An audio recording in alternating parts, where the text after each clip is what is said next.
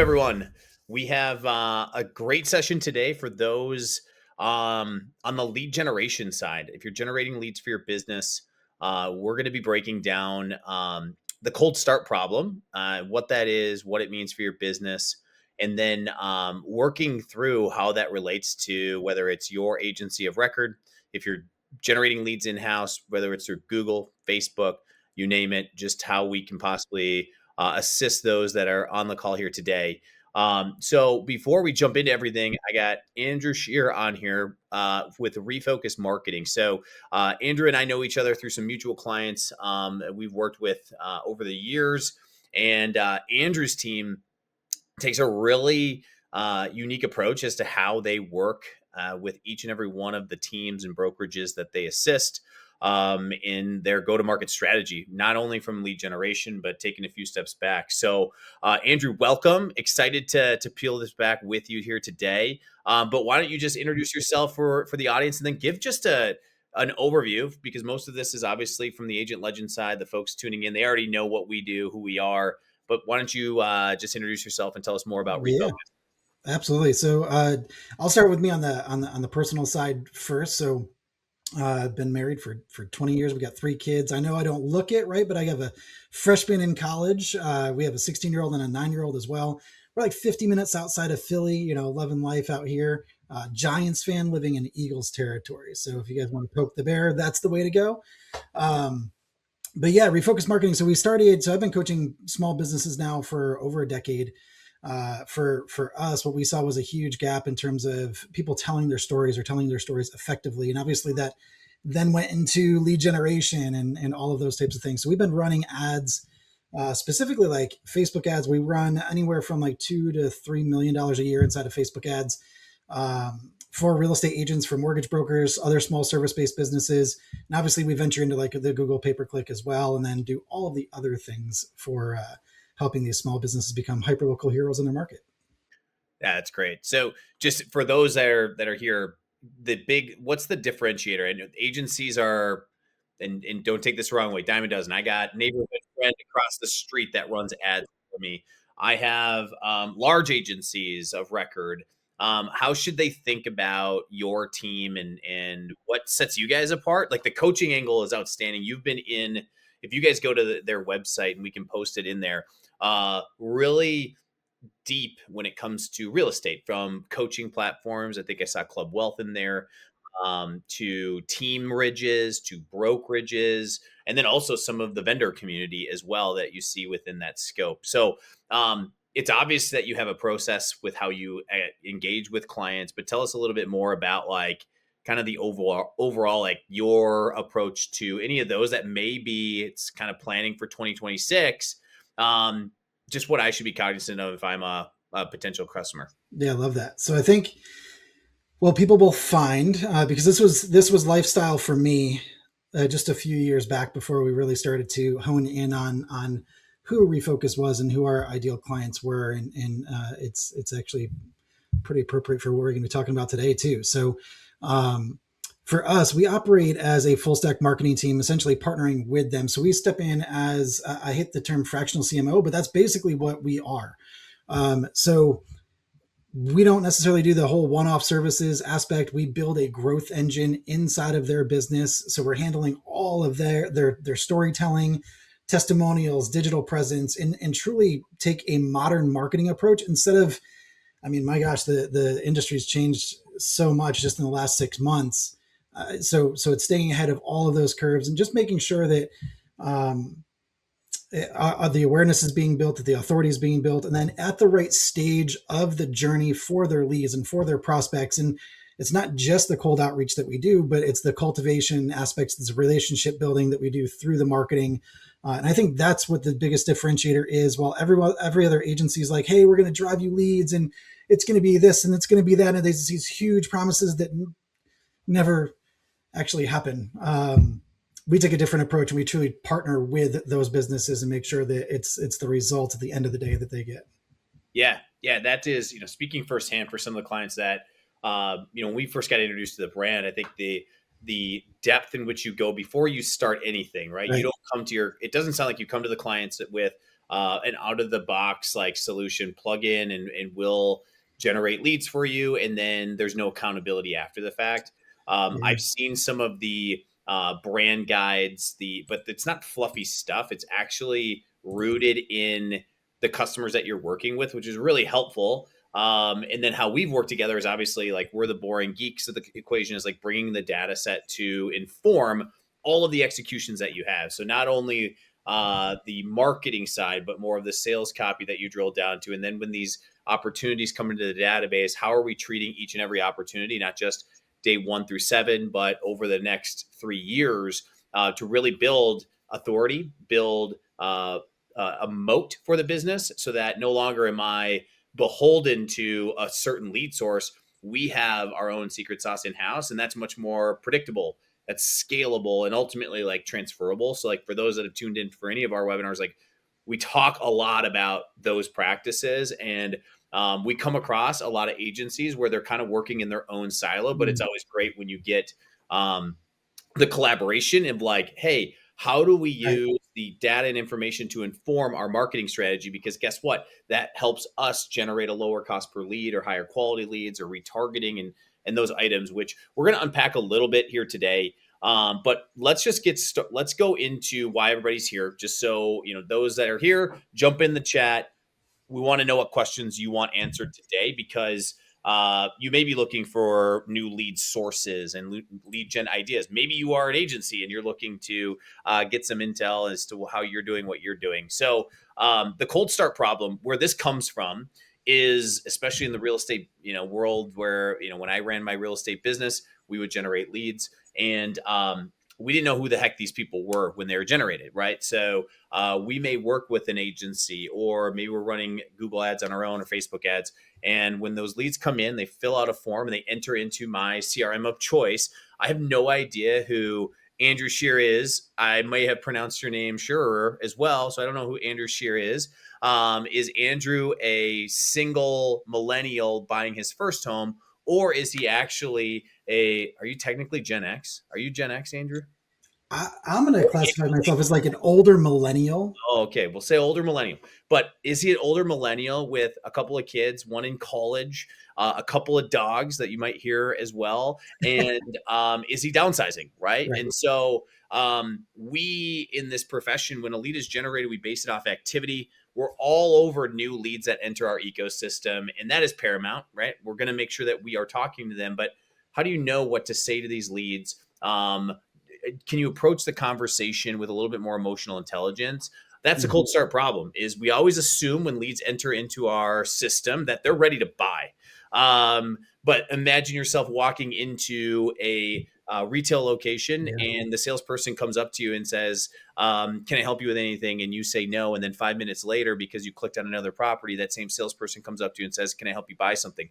You're not ready yet. And so that is the idea behind the cold start problem, is how do you get a few steps ahead the moment a new opportunity enters into your system. And we'll talk through that. That's where Agent Legend can flex our superpower by putting your data to your disposal or at your disposal.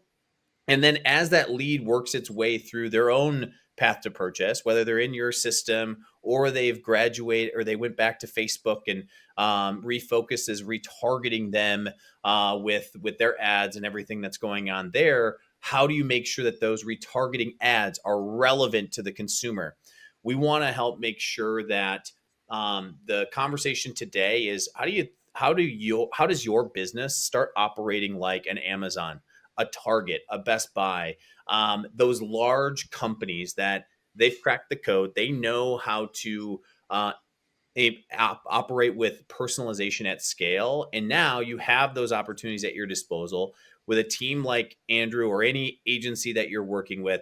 You want to task them with how are you using not just your data and insights and your best in class expertise around how to execute ads, but how do we make sure that there's a machine learning at all times so that day one our leads are our systems working well, but it's continuing as a cycle to get better and more efficient. And then attribution, Andrew, I want to talk about how do you report back to clients to make sure that your team's held accountable, that what you say you're delivering, we're delivering them along the way as well. Yeah. So I'd love to to kick this off for you to kind of go through like what this typically looks like is your go to market. We already have a couple questions coming in, so I'll throw those on the screen as we go. But Andrew, I want to toss it over to you. This is beyond my scope. We've been providing agencies with the information, and now I'm excited to kind of see how you guys bring it to life. So Yeah. um, share with us kind of how your process unfolds, and let's start there, and then we'll continue along our path. So one thing that I think, and probably the best place to start. So the reason why I love our partnership so gosh darn much is because I see so many businesses, you probably do as well. Like when they look at their CRM, it's uh, a junk drawer. Everyone has a junk drawer in their house, right? Like we have a couple. So like just so many things are thrown in there. You guys actually provide the insights as to the who and the problems, and you and I just looked at some of the data the other day for someone else, and um, we could see how many people were in the house. We could see if people were leaving the house, and not only that, but like are they leaving for, is it like empty nest at that point in time? So for everything that we do, we are able to leverage that story that you guys are telling. So on top of what we come up with for like initial strategy and the questions that we're asking those clients to go in depth during that launch phase, we can now really start to tailor out, hey, is this a downsizer because of financial issues? Is this a downsizer because of them leaving the house? And obviously we're talking about the real estate side right now, but this applies to every other industry that we serve as well. So that pointed data and really the points that you guys are coming across with allows that message to be tailored significantly more, and that essentially allows us to solve the problems ahead of time during remarketing and retargeting and email campaigns and things like that, so that when the agent or when the service-based business has that conversation, the conversion is significantly easier. They already have the trust built, they already have problems being solved, the values are already there, and it's just a simple yes. So all of your data is a huge, huge win for marketing agencies in general. Yeah, so we're going to take a step back, but I wanted to share just this is the cold start, right? This is Right. when a lead enters into whatever CRM you have. Like this is for those that are on the real estate side, Follow Up Boss, right? And the example I'll use here is this is a sales qualified lead list. You don't know when leads are actually qualified as sales leads or marketing leads. That's the first thing that we're going to help you solve moving forward. So Robin King, do we know if Robin is likely to, is he in the market for a home, or is he the neighbor that's having a glass of wine late at night and dreaming about a property a few blocks away from his existing Or, residence? caught looking through the window and they're just curious. Exactly. And you still want to have conversations with them, but it's a different conversation that will pay Right. dividends. You paid for the lead today, whatever that cost per lead is, do not forget about them. And now you can create, this is where refocus comes in, is you create a journey for those opportunities using the data at your disposal. So as their data changes, your system should pick those up, and change the conversation with them. But the additional things that are really helpful using big data now are going to be like the persona. So we talked about a little bit behind who this person is, and marketing agencies, they know what this is, but for those that are more on the sales side, this is just a way to segment your lists in a little bit different manner, so that maybe it's who you assign it to in terms of agents on your team or salespeople on your team, or it's a matter of the campaigns that you may retarget them with as well. So how we've worked with Andy's team or other agencies in the past as well is like when they go to retarget or they're reformulating their ads, now we create new segments. These are ads, and now you have ads specific to these personas, and then also the lead type. These are important in our world. As a matter of fact, like, is Robin buying his or her first home, or is Robin an experienced investor? And so that needs to, before you pick up the phone and put on that sales hat, you need to make sure that you can have the proper conversation, because if you do that on the first stab, you have a much higher likelihood of conversion. And so that's what we are working to eliminate once the lead is generated.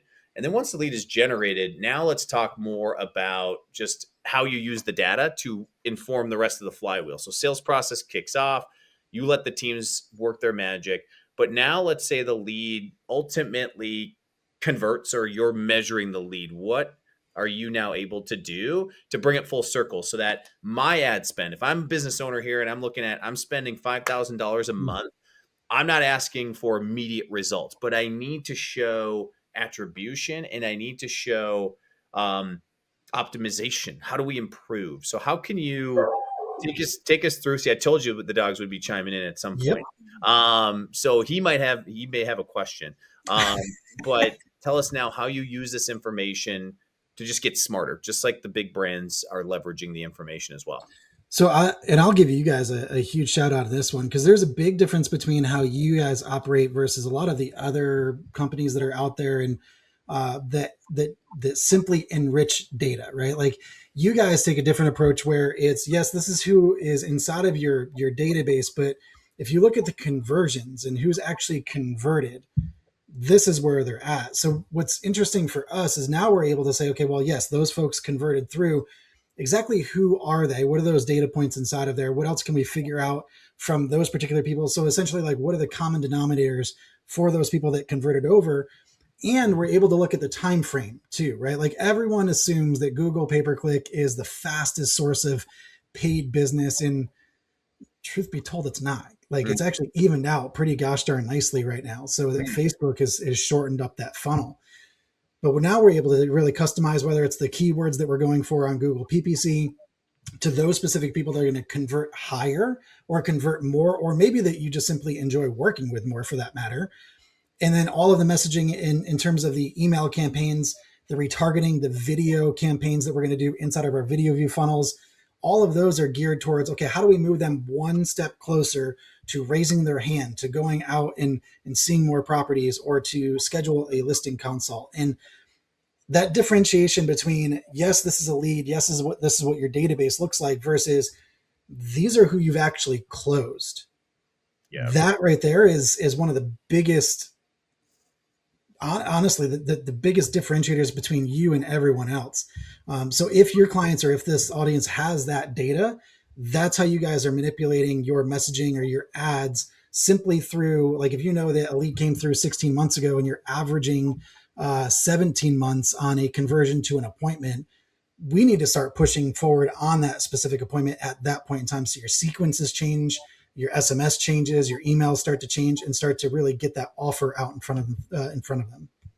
Yeah, so we got that. That's helpful, and I appreciate you with the shout outs. I'm just like, how do we make sure that we are finding more of the people that you converted, not so much let's just continue Right. generating the same old leads, because we all, whether we brand ourselves and we're going towards a specific market, but we when we work with clients, we'll first say like, is that actually true? Are you actually working with the Right. customers that you think you are? Because that informs how the your side can go to market and the things that you say to again, like we got to figure out, and I'll ask this question, I'll tease folks is like a lot of the questions we typically get is like, yeah, but how do I think about investing in my own moat, generating my own leads versus like the big Z out there and realtor.com who are like, so far, right? They have teams and teams of people that their job is to get that attention back to those Mhm. platforms.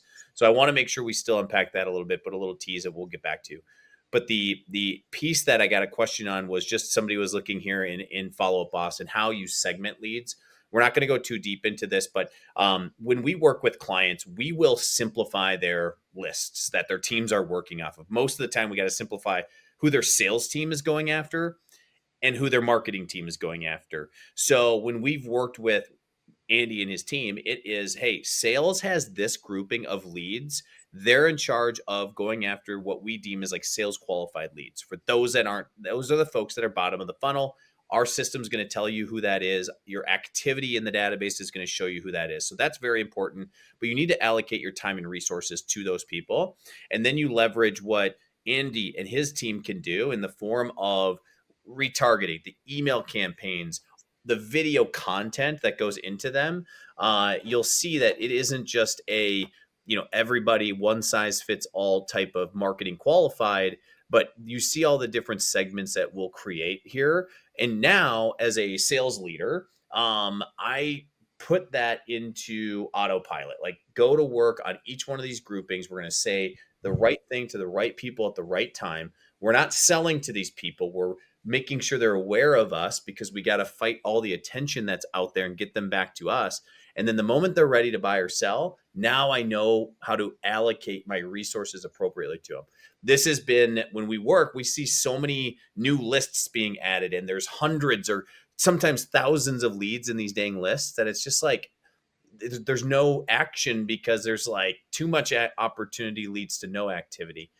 So that's how we've set folks up. So just to answer your question there, Don, that's how we'll set these up. But Andy, I'm getting off track a little bit. Pull me back in around the question. Let's go back to the Zillow example.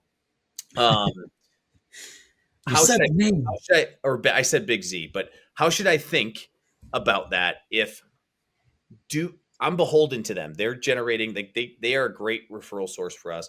But what and why, like, what's your take on that? I guess in general, like it's probably conversations that you have with people when you're sitting down with them, like why is it important to have my own strategy versus just buying leads from or buying opportunities from other sources? I think we say it, and you were hitting on those words. So it's obviously it's a system number one, but it's scalable, it's predictable, it's sustainable as well.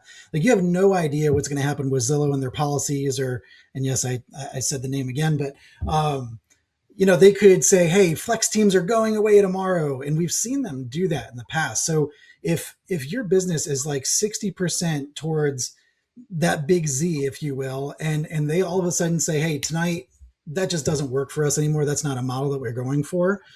You're now on a one-legged stool, and that just hurts. So like as you're pressing forward, how do you build that business? How do you build a lead generation inside of your business that is really scalable, sustainable, predictable, and profitable?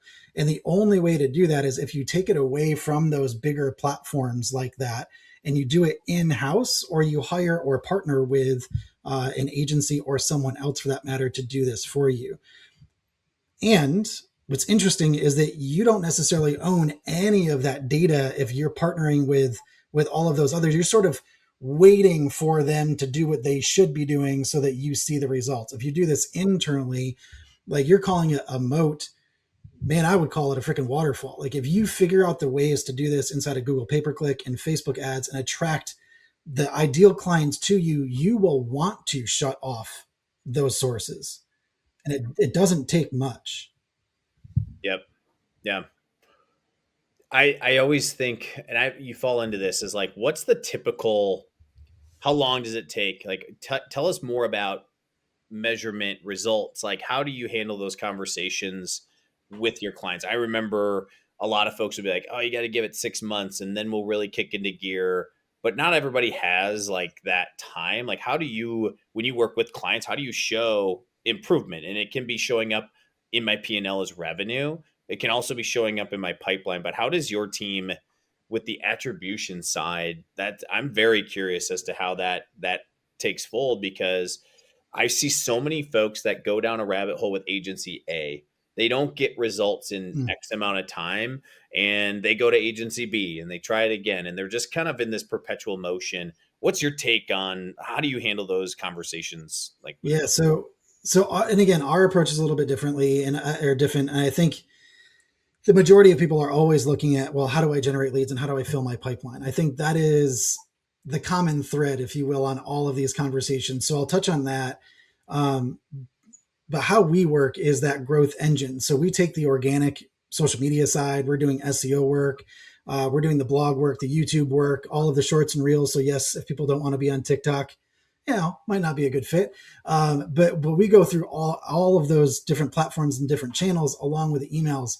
When we get to the lead side of it, so we're showing organic growth, number one, but then we get into the lead platforms, right? So we get the lead platforms where it's Google pay-per-click. The expectation is set for Google PPC is a higher cost per lead, number one, depending on what the market is, right?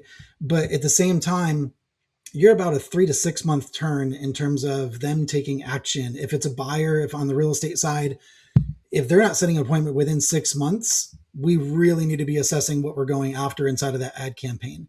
If it's a Facebook ads anywhere from 6 months, like your 6 month return on Facebook ads, we have this down pat is like 1.8%. meaning to close.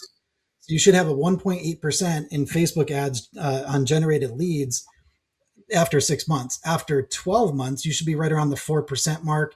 After 18 months, you should be plateauing really around like that 6.872 mark. So if we're not there, we're missing something inside of messaging, your ideal client, the follow-up sequence. So those are all performance metrics that we put in place as we're building out all of the organic performance and everything else that we have going for the client. Will you also put together, so you put together a strategy for customer acquisition? So most Yep. folks are like, I want more, give me more, more, more, more, more, more. Yeah. Um, how about lifetime value? Like, we're very sensitive to Yeah. that. How do you guys, what's the strategy that you deploy there? It is, as you're allocating budget, do you help me as a customer with that? Take me through like that bucket and how it correlates with acquisition. Yeah. So we're very video led, right? So it's by far the cheapest. And in fact, if I were to give you like a client example, we have a client who does really, really well, loves the traditional hey, I'm going to push people over to a landing page. And that's how I also want to retarget people. So they're driving leads or driving traffic over to this landing page. It's costing them like, dude, we are freaking crushing it. We're like 60 cents per click to a landing page for an ad. Like it's unheard of for their particular industry. That being said, we're like a penny to 3 pennies per custom through view on Facebook ads. So if we're video led, we're now 60x what it was for just a click to go over to a landing page. So yes, to your lifetime value, what really it comes down to is what videos are we showing in front of that particular audience set, and that's where the custom audience comes in. They have a closing, they get loaded up into this particular custom audience. They're consistently shown the funny videos that we're coming up with, or the culture-based videos, or hey, we're doing equity evaluation updates here for 2026, guys. If you haven't done it, shoot us a message, and there's a little message button at the bottom of the video for them to see.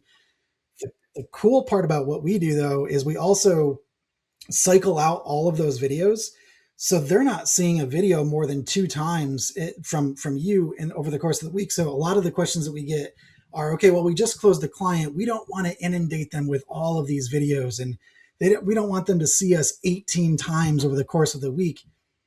We make it so they only see it 2 times over a 7-day time period. So you're consistently in front of them, but you're consistently in front of them with the right message of, hey, this is who we are. We're still here for you. Here's other clients that we're closing. And oh, by the way, when you send us a referral, this is what that looks like too. Yeah. And how do you help? You guys are also doing content for my Yeah. database as well. I've seen email copies. How does that work? So inside of my system, right? I either can build these, I can do the copywriting myself, but you guys help with the copywriting as We well. do everything. Yeah. Everyone on our team is US based except for our video editors. Our video editors are the Philippines, but we have a US based creative lead who does all of the manipulation inside of this is what needs to happen on the video piece. But we do 2 to 3 database emails every single week for all of our clients. If they want more, we can go more. And each of those are usually segmented out. So we can use one of those segments towards close clients. We can use one of those segments towards vendor partners is another one. We can use one of those segments towards, hey, these are the stale leads. So we can manipulate and maneuver all of those. And again, 2 to 3 is normally what we're doing just because that's a lot of the times all that the client can really think about. But when we have the strategic approach and we start to build into longer term relationships, we're upwards of 4, 5, 6 emails to different segmented audiences, different value stacks, different offer stacks, different messaging that we're throwing in there. But we come up with all of the content, we design all of it. It can be inside of FUB, it can be inside of Active Campaign, MailChimp, GHL, you name it. We're operating pretty much all of those platforms. Awesome. Oh, that's great. All right. So I'm going to do a couple things here. So we're 30 minutes in. We've had a few questions. For those that are on, throw more questions in the chat. We're going to address them here over the next 10 or 15 minutes. But I wanted to pull this back up, just a slide to kind of hammer home in about a minute or two. We're just going to break this down of how this is actionable within your business. This is something we put together for some clients of ours because we're very sensitive to like cold start. All right, day one, new lead enters your system. What happens? Well, with the power of your own systems, you may have vendor partners that can assist with this, but understanding who that lead is from day one helps with smarter conversion processes and understanding where that lead is. And as you work your way through this funnel, now this impacts prospecting, how we prospect our leads, where we're allocating time and money. So after we've identified the lead, we know where they are in stage 3. We know in the path to purchase where these are people are. We know who they are. We know what they might like, and now we can get smarter with our outreach so it's more intentional. All roads lead to conversion, right? So you're going to have non-converted opportunities and converted leads. So this is where, Andy, I want to toss it over to you. So once the customer has converted the opportunities, what can you guys do with it to optimize the rest of the equation here? So in terms of conversion, you're talking about into paid client and past client, or you're talking about Yep. just hand raise and there was an opportunity? I would go either direction, but let's use a closed transaction, because if I'm an owner, I want to say we just closed Andy. How do I find more Andys out there? I want more of him. How can I use that information at my disposal as opposed to like, hey, we closed one, let's just keep doing the same thing. How can I optimize the Yeah, I rest of love my that strategy? So question. we want this to be a cyclical effect. So every transaction makes this flywheel smarter. Yeah, the feedback is there, and really that's like, and you call it the flywheel. We just call it that feedback loop of the data and the clients. So we're always, what we teach our clients is to always look for stories. So we're always looking for what the common grounds are for those particular clients that are closing. So inside of the testimonials, can we get more insight into those problems in the ads, whether it's the ads or the organic social or emails or videos? All of that content is then solving those problems of those particular individuals. So it's a conversion, it's a closing.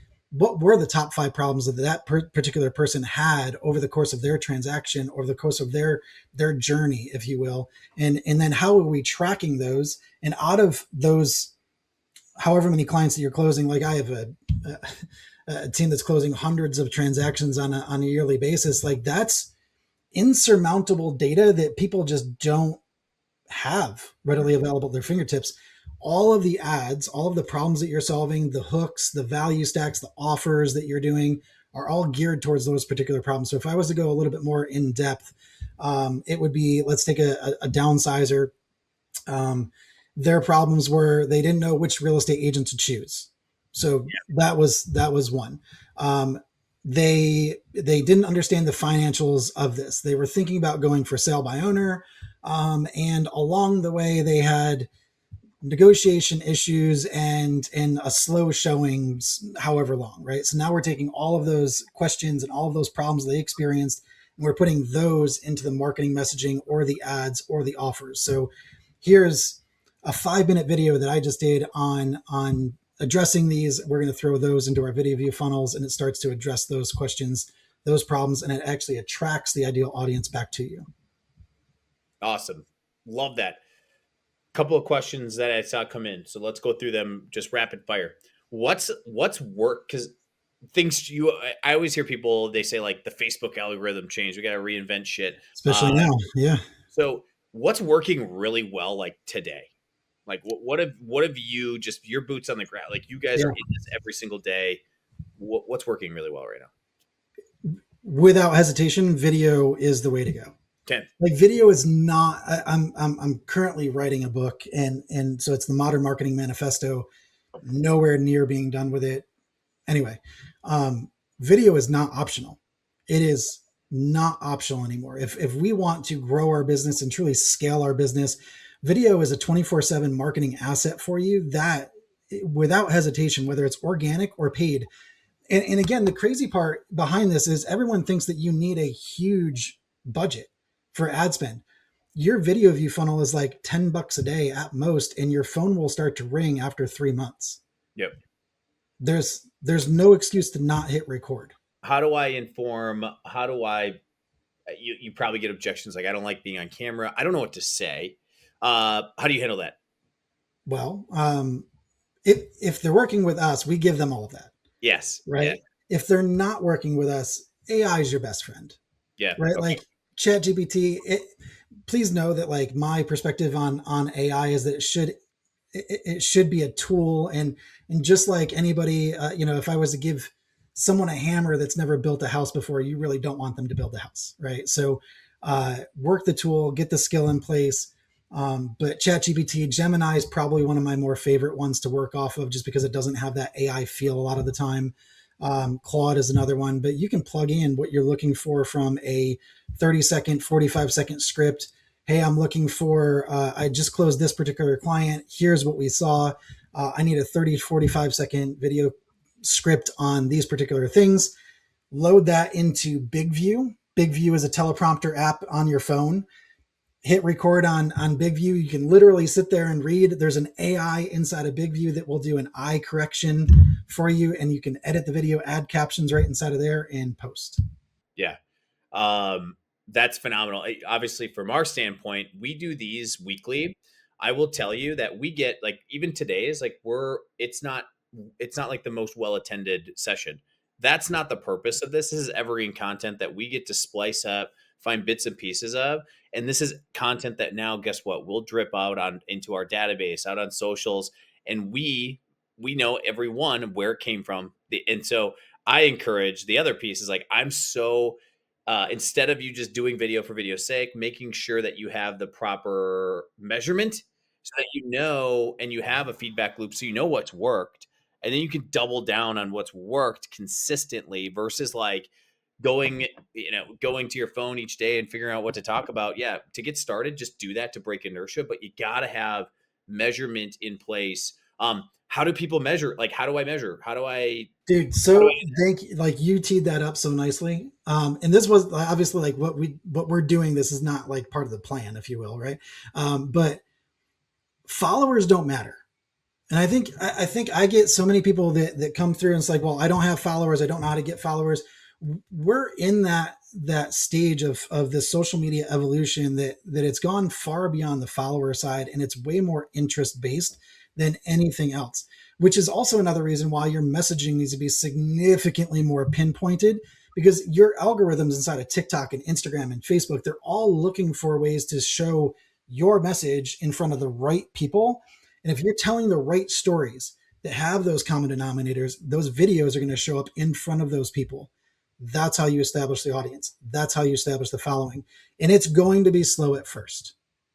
It's going, the habit that I would encourage people to get to is, if you're opening up a TikTok app or an Instagram app, create more than you consume. So every time you open up the app, record a video. Every time you open up Facebook, post something that has to do with storytelling in your ideal audience, or a value driven tip. If you open up Instagram, don't go straight to scrolling, post something. Take a selfie. It doesn't matter if your hair is done or not, just take it. So create more than you consume. I'm happy you said that. It's one of our coaches had mentioned, hey, you have to earn the right to be on social media. So TikTok is one that we've doubled down on, in the form of, like, I can't go and scroll. I need to post before I get rewarded with the doom scroll and that nonsense. It has paid dividends. Not only, like, just you see the views and you see that, but then you see, when you do, in our world, demos or new client onboards, like, I saw you on TikTok. It's all your stuff. Like, great. You don't know exactly the videos, but it's funny you said, like, hey, make sure you're posting something on there. And that's stuff that, like, I'd say everybody here has probably heard a million times. That's free stuff to do. And then as your business grows, like, now you can start treating it more like a business, and investing in those resources. So that's really helpful. Two things that I heard. So, AI search a little bit. Can you speak a little bit to that? Like, is that incorporated marketing mix now for what you will implement for my business? How is that shaking things up, and what's your take on the AI search side? Because I see it all the time. I'm now being recommended for whatever. How should I think about that if I'm listening in? Yeesh. I'm going to try to go overly simple on this. Um, AI needs to be able to read your content and understand and correlate your content to the user's question. So the best way that I can simplify this is, if you are doing a blog post or your website content, or for whatever it's worth, like Reddit. I know people are probably going to be like, well, why would I be on Reddit? Reddit is one of the most indexed forums, if you will, for AI. And And that's if what, you to simplify, that's where it'll scrape Reddit basically to go and view Reddit as the authority for whatever right, reason, right? Yeah. yeah. So and it's cool. Obviously, like Instagram is now part of that process, and Facebook as well. Like all of those are starting to do the same thing, but Reddit, for whatever reason, that's being pushed hard and heavy right now instead of like the whole AEO. So that piece, but it has to be able to understand that. So keep your content towards fifth grade reader level for whatever it's worth. Company jargon doesn't really work, but use questions that are geared towards those particular search queries, right? So is that something that we do? Absolutely. Inside of everything that we do, it's the storytelling aspect, it's the problem solving, but we're always looking for, okay, well, if it's this particular audience, how are they asking the question? A lot of the times it's, I can't sleep. What do I do with my house? I'm looking to sell my house fast. I can't handle it. I can't handle my bills for my house. How do I solve that? And those are the types of conversations that we need to have inside of the content. That's what's being picked up inside of these AI engines. Yeah. Got it. Awesome. Awesome insight. All right. I opened it up. If anybody has questions in the chat, feel free to jump in. I did see one here from Jeff McLaughlin. This was back from when we showcased the sales qualified and marketing qualified, like what we do. So for those that are newer to Agent Legend, how we operate. So our database manager, her name's Lily, AI powered. She is backed with she has access to 270 million adults and 1,600 unique data points. So that's the first piece of it. So what she is able to do when a new contact comes into the system, brand new, name, phone, email. If we have that information, address is great as well. She'll map it to that household level and she'll start analyzing those 1,600 data points. And those can be things that we have all come to know and like when it comes to enrichment, life event data. Did they just have a baby? Did they just have a graduation? Did they have a kid leave the household? Divorce, all those fun things that we've attributed in life event information. But it's also credit card behavior. What are you buying? We buy that information. It backs up this solution. Where are you searching? So cookie behavior.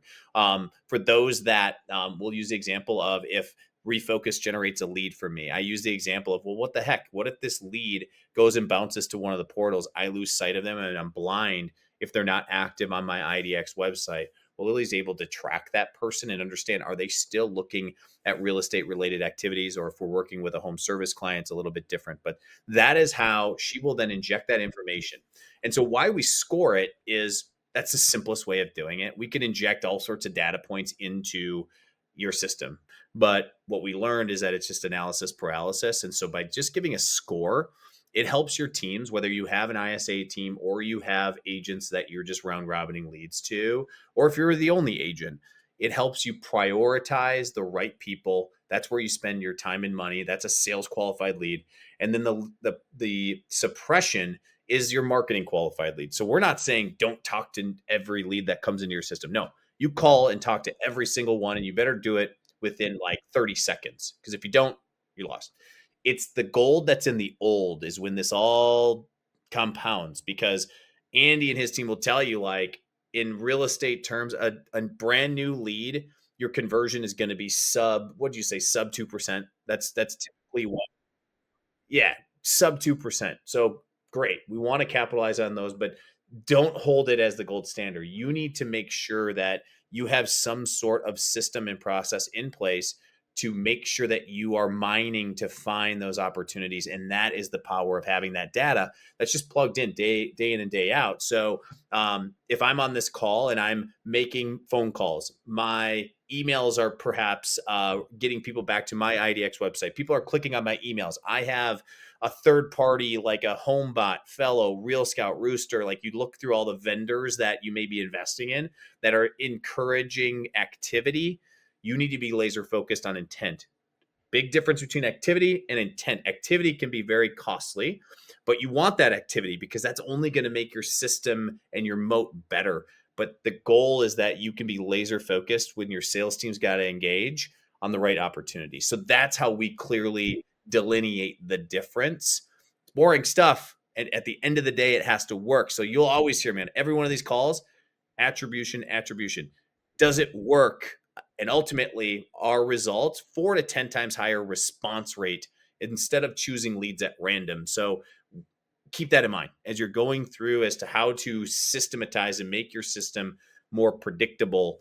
That is our core competency. That's what we are doing. And then at the end of the day, we can communicate with leads if you want, but ultimately we're just going to shine a light on the ones that should be engaged with. And that's the fastest path to revenue. So I think what's interesting too, if I can I add to that real quick? So I think a lot of people will look at it like, let's just take Facebook ads. I think if real estate is, especially with real estate, if they're not playing in Facebook ads, they're missing the boat. It's absolutely insane the amount of people and information that you can get from those types of leads. That being said, how we would typically speed along that process with the marketing qualified lead versus the sales qualified lead. So how we run our Facebook ads is inside the video view funnels, the awareness side first of, here's who we are, here's why we are the way we are. God help some of our people, and sort of telling that story of who their ideal clients are, where they serve, so on and so forth. The second tier of videos are then the problem solving videos. And that's all of the data that we just talked about with your closed clients. You're solving those problems in those videos. The cool part about that is that if they don't have that problem, they're not going to watch. Right. So if it's, that's not me. I don't have that. I'm not going to watch that unless they're like a mega fan of yours. Right. So you're solving those problems. They get through that second tier of videos. That's when they're going to take action. And we ask.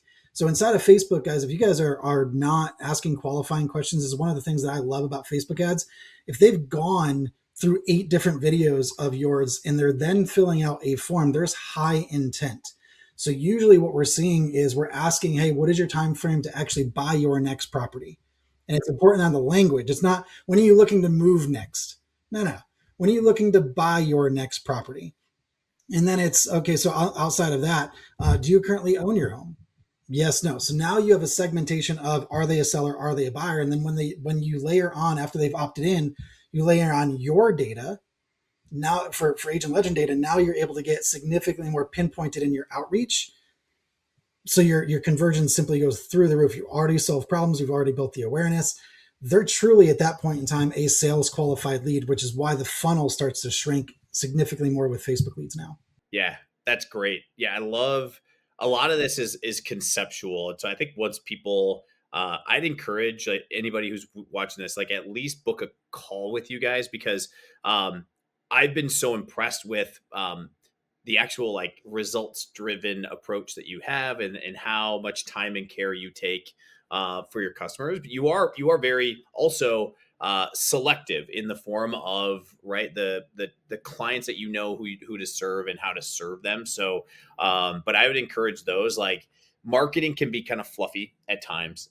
We've talked about a lot of things here, stuff that I'm sure people have heard, but now is the time of the year where things are slowing down. If they haven't already slowed down for you, if you're watching this, you should be having calls with Andy and his team to just get educated on how you can approach next year and the years beyond, because you also know what's on the horizon and what people need to be aware of, that can just impact their business, in 6+ months. So I do encourage everybody to reach out. We are going to be doing these with Andy now at least once a month.